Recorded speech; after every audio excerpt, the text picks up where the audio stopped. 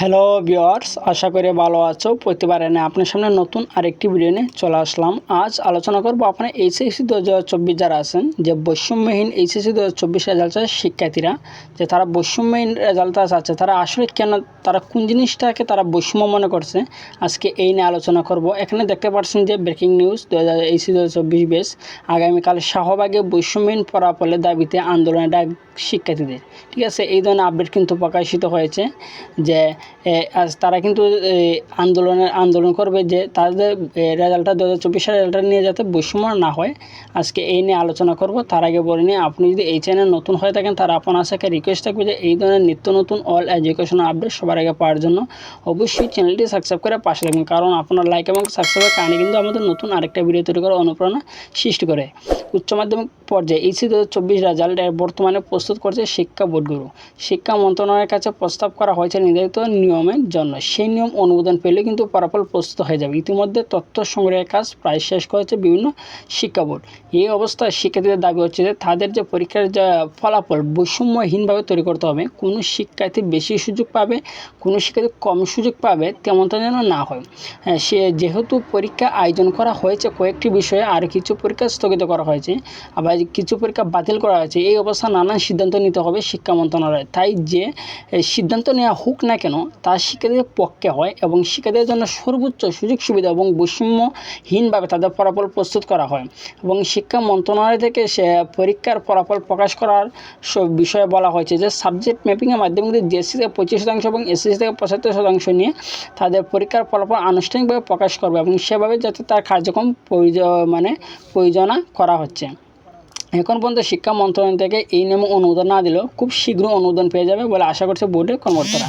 এখন আসলে যে এইচএসসি 2024 যারা আছে, যে তারা বৈষম্যহীন ফলাফল বলতে কী বোঝানো হয়েছে, তারা কেন তাদের মনে যে প্রশ্ন বৈষম্য হবে তাদের রেজাল্টে। ঠিক আছে, যে বৈষম্যহীন ফলাফল বলতে এখানে কয়েকটি ধরনের শিক্ষার্থীদেরকে বিভক্ত করা হয়েছে। যেমন 8টি সাধারণ শিক্ষা বোর্ডে শিক্ষার্থীরা বাংলা, ইংরেজি, তথ্য যোগাযোগ প্রযুক্তি এবং করে গ্রুপ সাবজেক্টে পরীক্ষা অংশগ্রহণ করেছে। আবার সিলেট বোর্ডের শিক্ষার্থীরা শুধুমাত্র তথ্য যোগাযোগ প্রযুক্তি এবং একটি গ্রুপ সাবজেক্টে পরীক্ষা অংশগ্রহণ করেছে। মাদ্রাসা এবং কারিগরি বোর্ডের শিক্ষার্থীদের ক্ষেত্রে প্রথম দিকে 3টা পরীক্ষা হয়নি। এখন এতগুলো বিভাগের মধ্যে কীভাবে শিক্ষার্থীদের মূল্যায়ন করবে তা নিয়ে যত সমস্যা। এখানে শিক্ষার্থীরা বলছে যে বৈষম্যহীনভাবে এইচএসসি 2024 ফলাফল প্রকাশ করতে হবে। কেউ যেন বাড়তি সুযোগ সুবিধা না পায় সেদিকে খেয়াল রাখতে হবে। তবে শিক্ষা বোর্ডের কর্মকর্তারা বলছে যে মূল্যায়ন করার, অর্থাৎ সবাই যেন একইভাবে মূল্যায়ন করা হয়, কেউ যেন বাড়তি সুযোগ সুবিধা না পায় তাদের খেয়াল রাখবে। আশা করা যাচ্ছে যে সেই নিয়ম অনুযায়ী কিন্তু শিক্ষার্থীদের বৈষম্য শিকার হবে না। তবে বাস্তবতা হচ্ছে যে এইরকম প্রতিকূল পরিস্থিতি শতভাগ স্বাভাবিক মূল্যায়ন সম্ভব নয়। ঠিক আছে, আশা বুঝতে পারছেন যে তারা কেন তাদের রেজাল্টে বলতে পারছে। এখানে দেখতে পাচ্ছেন যে ব্রেকিং নিউজ, এইচএসসি 2024 বেস আগামীকাল শাহবাগে বৈষম্যহীন রেজাল্টের দাবিতে আন্দোলন ডাক শিক্ষার্থীদের। এই যে তাদের মনে যে প্রশ্নটা, যে তাদের রেজাল্টে কেন বৈষম্যটা হবে, যে আপনারা জানেন যে সব বোর্ডে কিন্তু সমান হারে পরীক্ষা হয় না।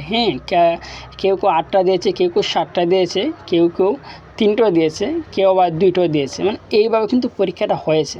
যেহেতু আপনাদের রেজাল্টটা তৈরি করা হবে যে এসএসসি থেকে 75% এবং জিএসসি থেকে 25% এনে কিন্তু যে আপনাদের রেজাল্টটা তৈরি করা হবে। এর মধ্যে সবথেকে গুরুত্বপূর্ণ যে বিষয়টা, যেটা তো এসএসসি থেকে 75% কিন্তু আনা হবে। যেগুলো পরীক্ষা দিয়েছে, মনে করেন যে 7টা, কেউ 8টা, ইদানিং এইচএসসি 24 যারা পরীক্ষা দিয়েছে, যেটা পরীক্ষা হয়েছে, যারা 7টা বা 8টা দিয়েছে, তারা কিন্তু 7-8টার মধ্যে কিন্তু অনেকটা পরীক্ষা খারাপ হয়েছে। ঠিক আছে, তারা কিন্তু এই যেগুলো পরীক্ষা দিয়েছে এগুলো হয়তো মার্ক তারা কম পাবে। কিন্তু যেগুলো বোর্ডে, মনে করেন সিলেট বোর্ডে কিন্তু সবথেকে কম পরীক্ষা দেওয়া হয়েছে, যেগুলো বোর্ডে কিন্তু পরীক্ষা কম দেওয়া হয়েছে, যে অনেক বোর্ডে যে 3টা পরীক্ষা দেওয়া হয়েছে, কেউ 2টা পরীক্ষা দিয়েছে অনেক বোর্ডে, যেগুলো বোর্ডে কিন্তু কম পরীক্ষা দেওয়া হয়েছে, তাদের রেজাল্টটা কিন্তু এসএসসি থেকে কিন্তু বাকি সাবজেক্টে এনে কিন্তু ম্যাপিং করে তাদের রেজাল্টটা তৈরি করা হবে। এই জন্য তারা বলছে যে শিক্ষার্থীরা যেন বৈষম্য হীনভাবে রেজাল্ট তৈরি করা হয়, যাতে তাদের রেজাল্ট তৈরিতে যেন কোনো বৈষম্য না হয়। ঠিক আছে, যে বোর্ড থেকে কিন্তু সর্বশেষ যে আপডেটটা প্রকাশিত হয় সেই আপডেট কিন্তু তারা বলে দিয়েছে যে তারা সর্বোচ্চ চেষ্টা করবে যাতে বৈষম্য তৈরি না হয়।